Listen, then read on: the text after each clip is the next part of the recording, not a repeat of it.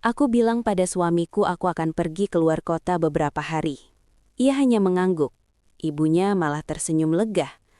Tapi malam itu saat aku kembali diam-diam dan berdiri di balik pintu rumahku sendiri, aku mendengar mereka tertawa sambil merendahkanku, membicarakan hidupku seolah aku boneka yang bisa mereka atur kapan saja. Sebelum ceritanya dimulai, silahkan tulis di kolom komentar dari daerah mana saja teman-teman yang menonton cerita ini. Jangan lupa like dan subscribe agar channel ini semakin berkembang dan bisa mempersembahkan cerita yang lebih menarik lagi. Aku tidak pernah membayangkan bahwa rumah tangga yang kujalani dengan penuh keyakinan ini suatu hari akan membuat dadaku sesak tanpa sebab yang jelas. Namaku tidak penting untuk disebutkan panjang-panjang. Cukup katakan aku seorang perempuan biasa. Tidak lahir dari keluarga berada, tidak pula tumbuh dengan segala kemewahan. Hidupku sederhana, dan mungkin justru karena itu, aku selalu percaya bahwa kebahagiaan tidak harus rumit. Aku menikah karena cinta. Cinta yang waktu itu terasa tulus, hangat, dan membuatku yakin bahwa aku tidak salah memilih. Suamiku bukan pria sempurna, tapi dia pernah menjadi seseorang yang membuatku merasa aman. Kami menikah tanpa pesta besar, tanpa gedung megah, hanya akad yang sah, doa keluarga, dan harapan bahwa kami akan tumbuh bersama. Aku tidak menuntut banyak. Bagiku pulang ke rumah yang sama setiap hari dengan perasaan tenang sudah lebih dari cukup. Di awal pernikahan, semuanya berjalan seperti yang sering diceritakan orang-orang. Tidak selalu manis, tapi hangat. Kami belajar saling menyesuaikan. Aku belajar kebiasaan suamiku, dari cara dia meletakkan barang sampai bagaimana dia diam saat sedang lelah. Dia pun belajar tentangku, tentang caraku yang mungkin terlalu banyak berpikir, terlalu hati-hati, dan sering mengalah. Kami bukan pasangan yang selalu tertawa, tapi kami saling mengisi. Setidaknya, begitu yang kupikir saat itu. Aku berusaha menjadi istri yang baik. Aku tidak pernah merasa keberatan mengurus rumah, menyiapkan makan, memastikan semuanya rapi. Bukan karena aku merasa itu kewajibanku semata, tapi karena aku ingin rumah ini menjadi tempat pulang yang nyaman bagi kami berdua. Aku juga bekerja, membantu ekonomi keluarga sebisaku. Aku tidak ingin sepenuhnya bergantung. Aku ingin menjadi pasangan, bukan beban. Hubunganku dengan keluarga suami, terutama ibunya, di awal pernikahan terlihat baik-baik saja. Kami tinggal cukup dekat, tidak serumah, tapi jaraknya tidak jauh. Mertua sering datang, kadang sekadar mengantar makanan, kadang duduk lama sambil bercerita. Aku menganggap itu sebagai perhatian. Aku berusaha ramah, menghormati, mendengarkan. Aku tahu, bagaimanapun dia adalah ibu dari pria yang kucintai. Namun perlahan, ada hal-hal kecil yang mulai mengusik perasaanku. Awalnya aku mengabaikannya. Mungkin karena aku terlalu ingin percaya bahwa semuanya baik-baik saja. Mertua mulai terlalu sering ikut campur urusan rumah tanggaku. Dari cara aku mengatur dapur, cara aku memasak, sampai cara aku berbicara pada suami. Komentarnya sering terdengar ringan, tapi entah kenapa terasa menusuk. Aku masih menahan diri. Aku tidak ingin dianggap menantu yang sensitif atau tidak tahu diri. Yang paling menggangguku justru bukan komentar itu, melainkan perubahan kecil pada suamiku. Dia mulai sering berbicara dengan ibunya dalam nada berbisik. Kadang di ruang tamu, kadang di dapur, kadang bahkan di telepon. Setiap kali aku mendekat, suara mereka mengecil atau pembicaraan langsung berhenti. Awalnya aku mengira itu hal sepele. Mungkin mereka hanya membicarakan hal-hal yang tidak perlu aku dengar. Tapi kejadian itu terlalu sering, terlalu konsisten untuk disebut kebetulan. Ada hari-hari di mana aku merasa seperti tidak benar-benar ada di rumah ini. Keputusan-keputusan kecil mulai diambil tanpa melibatkanku. Tentang keuangan, tentang rencana ke depan, bahkan tentang hal-hal yang seharusnya dibicarakan bersama. Aku sering tahu belakangan, dari suamiku atau malah dari ibunya. Rasanya aneh. Aku ini istrinya, tapi kenapa posisiku seperti hanya pelengkap? Aku mulai bertanya pada diriku sendiri, tapi selalu kutepis. Mungkin aku terlalu sensitif. Mungkin aku terlalu banyak berpikir.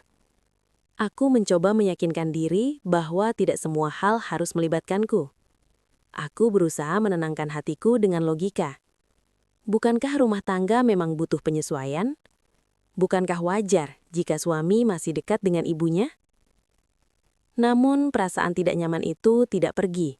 Ia justru tumbuh diam-diam. Ada jarak yang tidak bisa kujelaskan, tapi terasa. Suamiku mulai jarang berbagi cerita. Dia masih pulang ke rumah, masih makan bersama, masih tidur di ranjang yang sama. Tapi kehadirannya terasa berbeda. Dingin. Seperti ada dinding tak terlihat di antara kami. Aku sering duduk sendirian di ruang tamu setelah semuanya selesai. Menatap rumah yang kuurus setiap hari, tapi terasa bukan milikku sepenuhnya. Aku tidak pernah dimarahi, tidak pernah diperlakukan kasar, tapi justru itulah yang membuatku bingung. Ketidaknyamanan ini tidak punya bentuk jelas. Tidak ada satu kejadian besar yang bisa kutunjuk sebagai alasan. Semuanya seperti potongan kecil yang jika disatukan, membentuk sesuatu yang salah. Aku mencoba berbicara pada suami. Pelan-pelan, hati-hati. Aku bilang aku merasa tidak dilibatkan. Dia tersenyum, mengatakan aku terlalu berpikir. Katanya aku tetap istrinya, tetap penting. Kata-katanya terdengar meyakinkan, tapi entah kenapa tidak sampai ke hatiku. Sejak kapan aku meragukan perasaanku sendiri? Hari-hari berlalu, dan aku tetap menjalani peranku seperti biasa. Memasak, bekerja, membersihkan rumah, tersenyum saat mertua datang. Aku menekan perasaan itu jauh ke dalam. Aku tidak ingin menjadi istri yang mencurigai tanpa bukti. Aku tidak ingin merusak rumah tangga hanya karena firasat yang belum tentu benar. Sampai suatu hari, sebuah ide kecil muncul di kepalaku. Ide yang awalnya terasa konyol, tapi semakin kupikirkan, semakin masuk akal. Aku berkata pada suami bahwa aku akan pergi keluar kota beberapa hari. Alasan pekerjaan. Dia mengangguk, tidak banyak bertanya. Responnya biasa saja, terlalu biasa. Mertua juga bereaksi aneh. Bukannya khawatir atau bertanya kapan aku kembali, dia justru terlihat lega, bahkan menyarankan agar aku tidak terburu-buru pulang. Senyumnya lebar, tapi entah kenapa membuatku merinding. Aku tersenyum balik, tapi dalam hati ada sesuatu yang bergetar. Keputusan itu kuambil bukan karena aku sudah tahu apa yang akan terjadi. Aku belum punya bukti apapun. Aku hanya ingin menguji perasaanku sendiri. Apakah aku hanya berlebihan, atau memang ada sesuatu yang sengaja disembunyikan dariku? Malam sebelum keberangkatanku, aku berbaring di samping suami. Mendengarkan nafasnya yang teratur, aku menatap langit-langit, bertanya pada diriku sendiri, apakah aku siap dengan apapun yang mungkin kutemukan. Aku belum tahu jawabannya. Yang aku tahu, aku tidak bisa terus mengabaikan firasat ini. Aku berkata akan pergi keluar kota beberapa hari. Tapi jauh di dalam hatiku, aku tahu ini bukan perjalanan biasa. Ini adalah langkah kecil untuk mencari kebenaran yang selama ini terasa mengambang. Aku belum tahu bahwa keputusan sederhana itu akan membuka pintu menuju kenyataan yang jauh lebih menyakitkan dari yang pernah kubayangkan. Dan malam itu, sebelum aku benar-benar pergi, aku berjanji pada diriku sendiri satu hal. Apapun yang kutemukan nanti, aku tidak akan lagi membohongi perasaanku sendiri. Pagi itu aku benar-benar bersiap seperti orang yang akan pergi keluar kota. Aku memasukkan pakaian secukupnya ke dalam tas, memastikan charger ponsel terbawa, dan bahkan sengaja menelpon seorang teman di depan suamiku, berpura-pura membicarakan rencana perjalanan. Aku melakukan semua itu dengan hati yang berdebar, tapi wajah yang kuusahakan tetap tenang. Aku tidak ingin ada satupun gerak-gerikku yang terlihat mencurigakan. Suamiku hanya menoleh sekilas dari ponselnya saat aku berkata aku akan berangkat siang ini. Tidak ada pertanyaan lanjutan, tidak ada kekhawatiran, tidak ada kalimat seperti hati-hati di jalan yang biasanya ia ucapkan. Ia hanya mengangguk, seperti seseorang yang sedang mendengar hal biasa. Sikapnya itu menusuk perasaanku lebih dalam dari yang ia kira. Seharusnya aku bersyukur tidak ditahan. Tapi justru ketenangan itu terasa ganjil. Ibunya datang tidak lama kemudian. Entah kebetulan atau memang sudah direncanakan, aku tidak tahu. Begitu aku mengatakan bahwa aku akan pergi beberapa hari, wajahnya berubah cerah. Terlalu cerah. Ia langsung menyuruhku berangkat lebih awal agar tidak capek di jalan. Bahkan sempat berkata, tidak usah buru-buru pulang, istirahat yang cukup saja di sana. Nada suaranya terdengar ramah, tapi hatiku bergetar mendengarnya. Ada kelegaan yang tidak bisa ia sembunyikan. Aku tersenyum dan mengangguk, berpamitan seperti biasa. Aku mencium tangan suamiku, lalu tangan mertuaku. Tidak ada yang aneh secara kasat mata, tapi ada sesuatu di udara yang membuat dadaku sesak. Aku melangkah keluar rumah dengan perasaan campur aduk. Setiap langkah menjauh, terasa seperti menjauh dari kepastian dan mendekati sesuatu yang belum kuketahui bentuknya. Aku tidak benar-benar pergi keluar kota. Aku hanya menyetir beberapa jam dan berhenti di rumah seorang teman lama yang sudah kupercaya. Ia tidak banyak bertanya saat aku bilang ingin menginap sebentar. Mungkin ia melihat wajahku yang tidak tenang. Aku berterima kasih dalam hati karena tidak perlu menjelaskan apapun. Aku hanya bilang aku butuh waktu sendiri. Malam itu aku tidak bisa tidur. Aku memikirkan kembali reaksi suamiku yang terlalu datar dan sikap mertuaku yang terlalu lega. Aku bertanya pada diriku sendiri, apakah aku sedang mencurigai hal yang tidak seharusnya. Tapi perasaan itu tidak mau pergi. Ia semakin kuat, seperti ada sesuatu yang menarikku kembali ke rumah itu. Menjelang malam berikutnya, aku memutuskan kembali, diam-diam, tanpa memberi kabar. Aku menunggu sampai hari benar-benar gelap. Aku ingin melihat rumah itu apa adanya, tanpa persiapan, tanpa sandiwara. Perjalanan kembali terasa jauh lebih panjang dari biasanya. Tanganku dingin saat memegang setir. Nafasku pendek-pendek, seolah aku sedang menuju sesuatu yang tidak ingin kulihat, tapi harus kulihat. Saat aku tiba di depan rumah, lampu masih menyala terang. Jam sudah menunjukkan lewat dari waktu tidur biasa kami. Aku mematikan mesin mobil perlahan dan duduk diam beberapa saat. Dari luar, aku mendengar suara tawa. Bukan tawa suamiku seperti biasanya. Ada nada yang asing, lebih bebas, lebih lepas. Jantungku berdegup keras. Suara itu bukan suara televisi. Aku melangkah pelan mendekati pintu. Setiap langkah terasa berat, seolah kakiku menolak bergerak. Nafasku semakin berat. Aku menempelkan telingaku ke pintu. Ada percakapan. Suara suamiku jelas terdengar. Suara mertuaku juga. Mereka berbicara santai, tanpa menyadari kehadiranku. Ada kata-kata yang membuatku berhenti bernafas sejenak. Tanganku gemetar saat menyentuh gagang pintu. Aku menarik nafas dalam-dalam, mencoba menenangkan diri. Aku belum tahu apa yang akan kudengar sepenuhnya. Tapi satu hal sudah pasti. Ketenangan mereka saat aku pergi bukanlah kebetulan. Dan malam ini, di balik pintu rumah yang selama ini kuanggap tempat paling aman, sesuatu sedang terungkap. Aku membuka pintu perlahan, hampir tanpa suara. Dan tepat saat itu, percakapan mereka terdengar lebih jelas. Kata demi kata mulai masuk ke telingaku. Dan aku tahu, apapun yang akan kudengar setelah ini, hidupku tidak akan lagi sama. Aku tidak langsung melangkah masuk. Kakiku seakan menolak bergerak. Tubuhku berdiri kaku di balik pintu, setengah terbuka, cukup untuk membuat suara mereka terdengar jelas. Lampu ruang tengah menyala terang. Bayangan mereka terlihat samar dari tempatku berdiri. Mereka tidak tahu aku sudah pulang. Dan mungkin untuk pertama kalinya sejak aku menikah, aku bersyukur mereka tidak menyadarinya. Aku menahan napas saat mendengar namaku disebut. Nada suara suamiku bukan nada yang biasa ia gunakan saat berbicara denganku. Tidak ada kelembutan, tidak ada kesabaran. Suaranya ringan, santai, bahkan terdengar geli. Seolah aku bukan istrinya, melainkan bahan obrolan yang lucu. "Iya kan, Bu? Dia itu terlalu percaya sama kita," katanya. Ada tawa kecil setelahnya. tawa yang membuat dadaku terasa ditusuk sesuatu yang dingin. Ibunya menyahut dengan nada puas.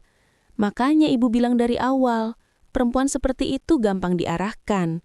Nurut, tidak banyak nanya, tinggal kita atur pelan-pelan. Aku menggigit bibirku kuat-kuat. Kata-kata itu terasa seperti tamparan. Mereka sedang membicarakanku, bukan dengan nada khawatir, bukan dengan rasa hormat, tapi seperti sedang membahas barang milik mereka. Aku berdiri lebih dekat ke dinding, berusaha tidak mengeluarkan suara. Jantungku berdetak begitu keras, sampai aku takut mereka akan mendengarnya. Tanganku dingin, kakiku bergetar. Iya, dia itu polos, suamiku melanjutkan. Kalau sudah percaya, ya sudah. Mau kita putuskan apapun, dia ikut aja. Lagian dia juga tidak punya siapa-siapa yang bisa bela. Aku hampir kehilangan keseimbangan saat mendengar kalimat itu. Tidak punya siapa-siapa. Begitu mudahnya ia menghapus keberadaanku sebagai manusia utuh. Sebagai perempuan yang selama ini berdiri di sampingnya, mendukungnya, mempercayainya. Ibunya tertawa kecil. Makanya, kamu jangan terlalu kelihatan keras sama dia. Pelan-pelan, biar dia merasa semuanya normal. Yang penting, kita pegang kendali. Kendali, kata itu menggema di kepalaku. Tiba-tiba semua kejanggalan selama ini terasa menyatu. Keputusan-keputusan yang diambil tanpa aku. Percakapan yang berhenti saat aku datang. Bisikan-bisikan yang selalu membuatku merasa asing di rumah sendiri. Kalau dia pergi keluar kota gini, enak kan? Suara suamiku terdengar lagi. Rumah jadi tenang, tidak banyak tanya. Ibunya menyahut cepat. Iya, dan kamu lihat sendiri kan? Dia tidak curiga apa-apa. Mudah sekali. Aku menutup mulutku dengan tangan agar tidak mengeluarkan suara. Air mataku menggenang, tapi tidak jatuh. Rasanya seperti ada beban berat yang menekan dadaku dari dalam. Mereka tidak hanya membicarakanku, mereka meremehkanku, menertawakanku, menganggap kepercayaanku sebagai kebodohan. Aku mendengar mereka membahas hal-hal lain, tentang rencana ke depan, tentang bagaimana hidup rumah tanggaku akan diatur tanpa persetujuanku, tentang peranku yang hanya sebatas menjalani apa yang sudah mereka tentukan. Ibunya berkata dengan nada yakin, perempuan itu tugasnya nurut. Selama kamu pegang dia, semuanya aman. Jangan sampai dia merasa punya kuasa. Suamiku setuju, tanpa ragu, tanpa membantah. Tidak ada satu kalimat pun yang membelaku. Tidak ada sedikit pun keraguan di suaranya. Di saat itu aku benar-benar paham. Aku tidak berdiri di sampingnya sebagai pasangan. Aku berdiri di bawah mereka sebagai sesuatu yang bisa dikendalikan. Hatiku terasa hancur perlahan, seperti kaca yang retak tanpa suara. Aku merasa malu, marah, kecewa, tidak percaya. Semua emosi itu bercampur menjadi satu, membuat kepalaku pusing dan pandanganku buram. Tapi di tengah kehancuran itu, ada satu hal yang tiba-tiba muncul dengan sangat jelas di benakku. Aku tidak boleh muncul sekarang. Jika aku masuk dan memarahi mereka, mereka akan tahu aku mendengar semuanya. Jika aku menangis, mereka akan menganggapku lemah. Jika aku bereaksi, mereka akan mengubah rencana mereka dan menjadi lebih hati-hati. Aku berdiri di sana, diam, menelan semua rasa sakit itu sendirian. Aku membiarkan mereka terus berbicara, terus membuka topeng mereka sendiri tanpa sadar. Setiap kalimat mereka adalah bukti, setiap tawa mereka adalah pengakuan. Aku mundur perlahan, langkah demi langkah, memastikan tidak ada suara. Aku kembali keluar rumah, duduk di mobil, dan menutup pintu dengan sangat pelan. Begitu pintu tertutup, aku menghembuskan napas panjang yang sejak tadi kutahan. Dadaku gemetar hebat. Dadaku naik turun tidak teratur. Aku tidak menangis keras. Air mata hanya jatuh diam-diam, membasahi pipiku tanpa suara. Bukan karena aku lemah, tapi karena aku akhirnya mengerti. Semua ini bukan kebetulan, bukan kesalahpahaman, bukan perasaanku yang berlebihan. Ini adalah rencana. Rencana yang sudah lama mereka susun, dengan aku sebagai orang terakhir yang boleh tahu. Dan malam itu, di dalam mobil yang gelap, aku bersumpah pada diriku sendiri. Aku tidak akan lagi menjadi perempuan yang mereka anggap bodoh dan mudah dikendalikan. Jika mereka pikir aku tidak tahu apa-apa, maka aku akan menggunakan itu sebagai keuntunganku. Aku menyalakan mesin mobil dan pergi dari sana tanpa mereka sadari. Tapi aku tahu, sejak detik itu, posisiku telah berubah. Aku bukan lagi istri yang hanya percaya. Aku adalah perempuan yang tahu kebenaran. Dan itu jauh lebih berbahaya bagi mereka daripada yang mereka bayangkan. Aku kembali ke rumah 2 hari kemudian, seperti perempuan yang benar-benar baru pulang dari luar kota. Aku membawa tas, wajah lelah, dan senyum kecil yang kupaksakan. Aku membuka pintu dengan cara yang sama seperti biasanya, seolah tidak ada satupun hal yang berubah di dalam diriku. Padahal sebenarnya, hampir seluruh cara pandangku terhadap rumah ini sudah runtuh. Suamiku menyambutku dengan sikap biasa. Tidak hangat, tapi juga tidak dingin. Seperti orang yang yakin tidak ada yang perlu disembunyikan. Ia bertanya sekadarnya tentang perjalananku, tanpa benar-benar ingin tahu jawabannya. Mertuaku juga begitu. Ia tersenyum tipis, menanyakan apakah aku capek, lalu kembali sibuk dengan urusannya sendiri. Di mata mereka, aku tetap perempuan yang sama, istri yang patuh, menantu yang tidak banyak bicara, perempuan yang mereka pikir masih bisa mereka atur. Aku ikut tertawa kecil saat mereka bercanda. Aku duduk di ruang tengah, mendengarkan obrolan mereka, bahkan membantu menyiapkan minum. Tanganku bergerak otomatis, tapi pikiranku bekerja jauh lebih cepat dari sebelumnya. Setiap nada suara, setiap tatapan, setiap kata yang keluar dari mulut mereka kini terasa berbeda. Aku tidak lagi mendengarkan sebagai anggota keluarga. Aku mengamati sebagai seseorang yang sudah tahu wajah asli mereka. Malam itu aku tidur di kamar seperti biasa, di sisi suamiku, dengan jarak yang terasa semakin jauh, meski ranjang kami sama. Aku memejamkan mata, berpura-pura tertidur, sementara pikiranku memutar ulang setiap percakapan yang kudengar malam itu.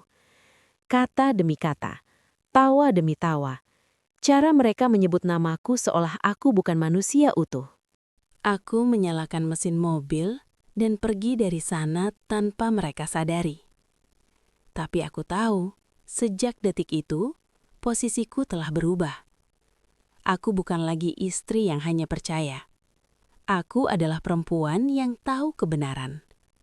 Dan itu jauh lebih berbahaya bagi mereka daripada mereka bayangkan. Aku menyadari satu hal penting. Mereka merasa aman karena mengira aku tidak tahu apa-apa. Dan rasa aman itulah yang akan menjadi celah terbesar mereka. Sejak hari itu, aku mulai diam dengan cara yang berbeda. Aku tidak lagi diam karena bingung atau takut, tapi karena sedang menghitung. Aku mulai mengingat semua keputusan rumah tangga yang pernah diambil tanpa aku. Semua urusan keuangan yang selama ini hanya diberi penjelasan setengah-setengah. Semua alasan yang terdengar masuk akal, tapi kini terasa janggal. Aku mencatatnya dalam pikiranku. Jam berapa mereka sering berbicara berdua? Hal apa saja yang selalu dihindari jika aku ikut campur? Bagaimana sikap suamiku berubah saat ibunya hadir? Tidak ada lagi yang kulewatkan begitu saja. Aku juga mulai mengamankan diriku sendiri, perlahan dan tanpa mencolok. Aku menghubungi orang-orang yang bisa kupercaya, orang-orang yang tidak pernah mereka perhitungkan. Aku bertanya, bukan dengan nada menuduh, tapi dengan kalimat-kalimat sederhana yang terdengar seperti keingintahuan biasa. Tapi setiap jawaban yang kudapat menyusun potongan puzzle yang selama ini hilang. Dari sana aku mulai melihat gambaran yang lebih besar. Ada urusan keuangan yang tidak pernah benar-benar dijelaskan padaku. Ada aset yang namanya dibicarakan, tapi tidak pernah dilibatkan dalam pengambilan keputusan. Ada rencana jangka panjang yang disusun seolah aku hanya bagian sementara dari kehidupan mereka. Aku sadar, mereka tidak berniat membuatku bahagia di rumah tangga ini. Mereka berniat membuatku tetap tinggal tanpa kuasa. Perlahan, tanpa suara, tanpa drama, sampai aku tidak punya posisi untuk melawan apapun. Dan yang paling menyakitkan adalah menyadari bahwa semua itu dilakukan sambil tetap menuntutku menjadi istri yang baik. Tetap tersenyum, tetap patuh, tetap bersyukur. Di luar, aku masih terlihat sama. Aku memasak, membersihkan rumah, menjalani rutinitas harian. Tapi di dalam diriku, ada perubahan yang tidak bisa mereka lihat. Aku tidak lagi berharap pada kebaikan mereka. Aku tidak lagi menunggu keadilan datang dengan sendirinya. Tekanan justru semakin terasa. Mertuaku mulai lebih berani memberi perintah. Nada bicaranya semakin tajam, seolah ingin menguji seberapa jauh aku masih bisa ditekan. Suamiku semakin sering memotong ucapanku, semakin jarang mendengarkan pendapatku. Mereka merasa posisi mereka semakin kuat. Dan aku membiarkan itu terjadi. Karena aku tahu, kesabaran yang kupilih bukan tanda kekalahan. Diam yang kupilih bukan tanda kebodohan. Aku hanya sedang memastikan satu hal. Ketika waktunya tiba, aku tidak akan bicara dengan emosi, tapi dengan bukti. Setiap hari aku bertanya pada diriku sendiri, bukan kenapa mereka begitu, tapi kapan aku harus bicara. Dan jawabannya semakin jelas, bukan sekarang, belum. Aku akan membuka kebenaran saat mereka tidak lagi bisa mengelak. Saat semua yang mereka anggap aman justru menjadi alasan kejatuhan mereka sendiri. Malam itu, aku berdiri di depan cermin, menatap wajahku sendiri. Wajah perempuan yang selama ini terlalu percaya, terlalu baik, terlalu diam. Aku menarik napas panjang dan berkata dalam hati, dengan suara yang tenang tapi penuh keyakinan. Aku tahu kapan dan bagaimana kebenaran harus dibuka. Dan saat itu tiba, tidak ada satupun dari mereka yang siap menghadapinya. Hari itu rumah terasa lebih ramai dari biasanya. Suasana yang seharusnya hangat justru membuat dadaku terasa sempit. Beberapa anggota keluarga datang, duduk di ruang tengah, berbincang dengan nada ringan. Ada tawa kecil, ada obrolan basa-basi, ada kepura-puraan yang disusun rapi seperti dekorasi di dinding rumah ini. Aku duduk di antara mereka, mendengarkan, mengamati. Suamiku terlihat sangat percaya diri. Ia bicara lebih banyak dari biasanya. Tertawa keras, seolah ingin menunjukkan bahwa semuanya berada di bawah kendalinya. Mertuaku duduk di sampingnya, sesekali mengangguk, sesekali menimpali dengan nada bijak yang dibuat-buat. Di mata mereka, aku hanyalah bagian kecil dari ruangan ini. Perempuan yang keberadaannya tidak menentukan apapun. Aku bisa merasakan itu dari cara mereka memandangku. Bukan tatapan hormat, bukan juga tatapan benci. Lebih tepatnya tatapan orang yang merasa sudah menang. Mereka yakin aku tidak tahu apa-apa. Mereka yakin aku masih perempuan yang sama, yang diam karena tidak berdaya. Dan aku membiarkan keyakinan itu tumbuh. Aku menunggu sampai percakapan mulai sedikit melambat. Sampai perhatian orang-orang tidak lagi sepenuhnya terpusat pada satu arah. Saat itulah aku menarik napas pelan dan membuka suara. Tidak keras, tidak terburu-buru. Nada suaraku tenang, hampir datar. Aku mau bicara sebentar, kataku. Ruangan itu langsung terasa berubah. Bukan karena kata-kataku keras, tapi karena jarang sekali aku meminta ruang untuk bicara. Suamiku menoleh cepat ke arahku, lalu tersenyum tipis, seolah ingin menunjukkan bahwa ia tidak merasa terancam. Mertuaku menatapku sekilas, lalu kembali menegakkan punggungnya, seperti orang yang siap memberi komentar jika aku bicara terlalu jauh. Aku tidak langsung masuk ke inti. Aku berbicara pelan, menyebut hal-hal kecil, tentang rumah, tentang kebiasaan, tentang keputusan-keputusan yang selama ini dianggap sepele. Aku menyebutnya seperti orang yang sedang bercerita biasa, bukan seperti orang yang sedang menuduh. Lalu aku mulai menyebut detail. Detail yang tidak seharusnya ku ketahui. Aku menyebut waktu-waktu tertentu, kalimat-kalimat yang hanya diucapkan saat aku tidak ada di rumah. Cara mereka menyebut namaku saat membicarakanku. Rencana-rencana kecil yang tidak pernah dibagikan kepadaku. Aku tidak menyebut semuanya sekaligus. Aku memberikannya sedikit demi sedikit, seperti menjatuhkan tetesan air ke permukaan yang tenang. Wajah suamiku mulai berubah. Senyumnya mengeras. Tatapannya berpindah cepat dari aku ke ibunya, lalu kembali lagi. Mertuaku yang sejak tadi tampak tenang mulai gelisah. Tangannya yang tadi bersedekap kini bergerak, merapikan pakaian lalu diam lagi. Gerak-gerik kecil yang tidak disadari orang lain, tapi sangat jelas bagiku. Aku melanjutkan, masih dengan nada yang sama. Tidak meninggi, tidak bergetar. Aku menyebut satu peristiwa tertentu, malam tertentu, kata-kata tertentu.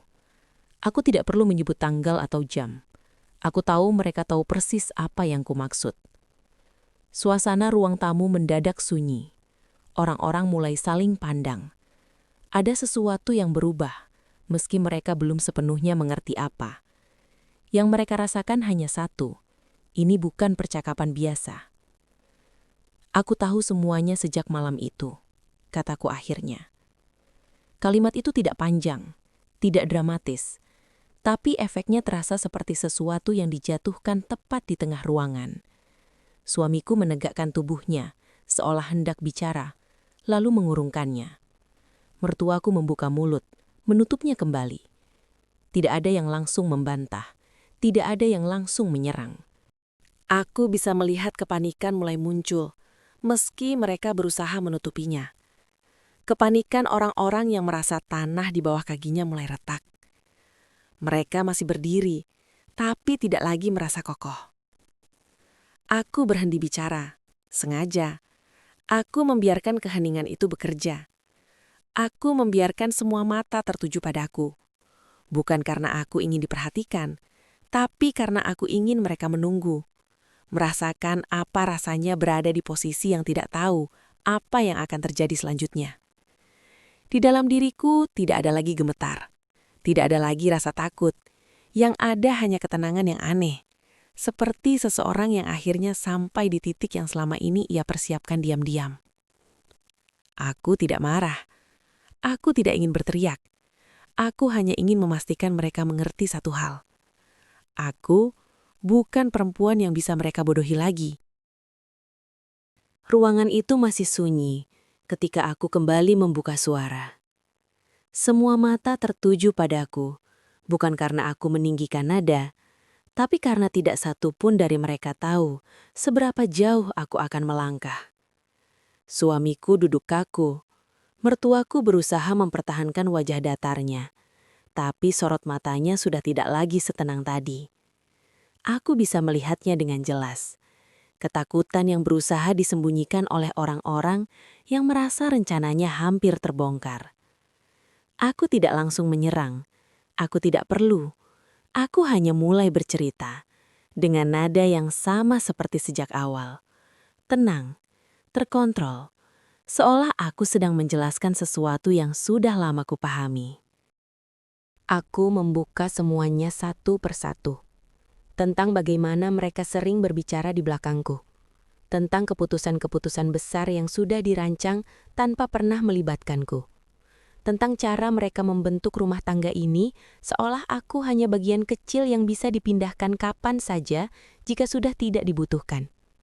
Aku menyebutkan rencana mereka secara runtut, tidak berlebihan, tidak dramatis. Aku hanya menyampaikan apa adanya. Kata-kata yang dulu kudengar dari balik pintu itu, kini keluar dari mulutku sendiri, di hadapan orang-orang yang selama ini tidak pernah tahu apa yang sebenarnya terjadi di dalam rumah ini. Ruangan itu semakin hening. Tidak ada yang menyela, tidak ada yang berani tertawa. Beberapa wajah mulai menunduk. Beberapa lainnya saling pandang, seolah baru menyadari bahwa apa yang selama ini terlihat baik-baik saja, ternyata menyimpan sesuatu yang jauh lebih gelap. Suamiku akhirnya mencoba bicara. Suaranya terdengar terburu-buru. Ia berusaha menjelaskan, memotong ceritaku, menyelipkan alasan-alasan yang terdengar klise. Katanya aku terlalu sensitif. Katanya semua itu hanya salah paham. Katanya ibunya hanya ingin yang terbaik. Aku menatapnya tanpa emosi. Aku membiarkannya selesai bicara, lalu menggeleng pelan. Kalau itu semua hanya salah paham, kataku. Kalian tidak perlu melakukannya diam-diam. Kalimat itu menghentikannya. Ia terdiam. Tidak ada lagi yang bisa ditambahkan. Semua alasan yang ia siapkan runtuh karena satu hal sederhana. Kebenaran tidak membutuhkan persembunyian. Mertuaku mencoba mengambil alih. Ia berbicara dengan nada lebih tinggi, mencoba mempertahankan wibawa yang selama ini menjadi senjatanya. Tapi kata-katanya terdengar kosong, tidak lagi memiliki kekuatan. Orang-orang yang duduk di ruangan itu tidak lagi melihatnya sebagai sosok yang selalu benar. Mereka melihatnya sebagai seseorang yang tertangkap basah sedang memainkan peran. Aku tidak menyerang balik. Aku tidak mengungkit dengan kemarahan. Aku tidak menyebutkan semua luka yang kutahan selama ini dengan nada menyalahkan. Aku hanya menyampaikan satu hal dengan jelas. Aku tahu, dan aku tidak akan lagi berpura-pura tidak tahu. Keheningan kembali turun. Kali ini lebih berat. Bukan keheningan menunggu, tapi keheningan yang penuh rasa malu. Rasa malu karena kebohongan akhirnya terlihat. Rasa malu karena topeng yang selama ini dipakai bersama-sama akhirnya jatuh di depan banyak orang. Aku berdiri perlahan. Gerakanku tenang, tidak tergesa-gesa. Aku merapikan pakaianku, lalu menatap ruangan itu untuk terakhir kalinya. Tidak ada kebencian di mataku. Tidak ada juga penyesalan. Yang ada hanya kejelasan. Aku tidak akan berdebat, kataku. Aku juga tidak akan memohon untuk dimengerti. Aku menoleh ke arah suamiku. Untuk pertama kalinya, aku tidak melihatnya sebagai pasangan hidupku, tapi sebagai seseorang yang pernah memilih untuk tidak berdiri di pihakku. Aku menoleh ke arah mertuaku, dan menyadari bahwa kekuasaan yang selama ini ia pegang ternyata rapuh saat disinari kebenaran. Aku melangkah menuju pintu. Tidak ada yang menahanku. Tidak ada yang berani memanggil namaku. Mungkin karena mereka tahu, apapun yang mereka katakan sekarang tidak akan mengubah apapun. Saat aku keluar dari rumah itu, aku menarik napas panjang. Udara di luar terasa lebih ringan. Aku tidak merasa kalah. Aku tidak merasa ditinggalkan. Aku merasa bebas. Bebas dari peran yang selama ini kupaksakan. Bebas dari rumah yang tidak pernah benar-benar menjadi tempat aman. Aku berpura-pura pergi keluar kota, tapi justru saat itulah aku melihat segalanya. Dan sejak hari itu, aku tidak pernah lagi membiarkan siapapun mengendalikan hidupku. Aku pergi bukan sebagai korban. Aku pergi sebagai perempuan yang akhirnya berdiri untuk dirinya sendiri.